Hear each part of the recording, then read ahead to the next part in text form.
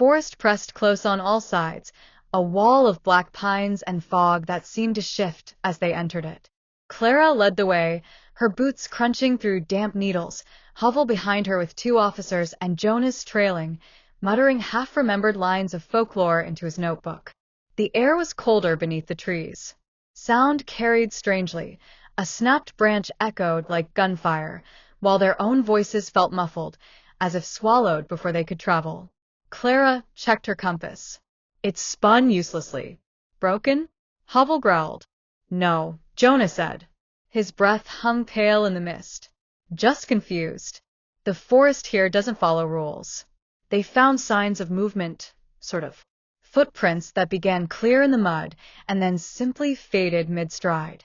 A shawl snagged on a low branch, its thread singed as if burned.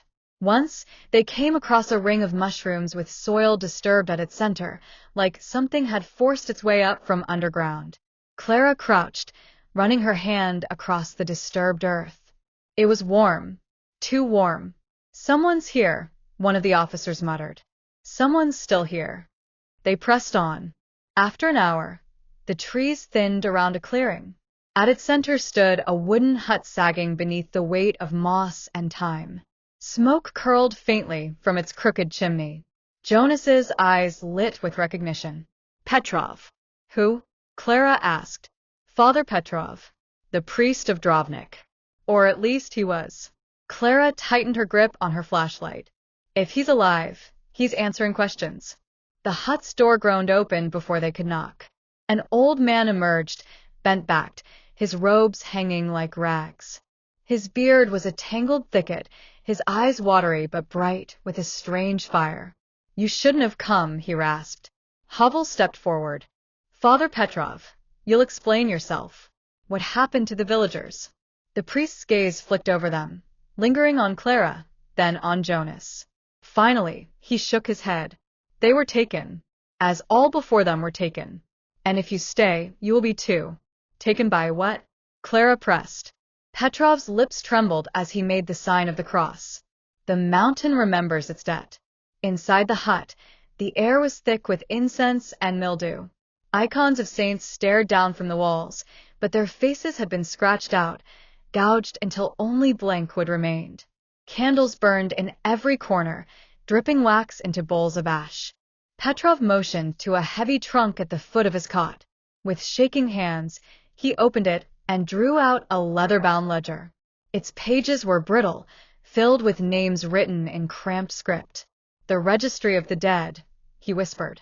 Every generation, new names. Whole villages swallowed. The church denies it, the state buries it, but I have kept record. I have witnessed. Clara scanned the pages. Drovnik was listed. Next to it, 73 names, each neatly crossed through. But no bodies, she said. Petrov met her eyes, and for a moment, she saw not madness, but profound exhaustion. The bodies are not meant to be found, he said. They are unmade. Returned. Returned where? The priest leaned close, his voice dropping to a hoarse whisper. Beneath. That night, back at the church, Clara pored over the ledger by lantern light.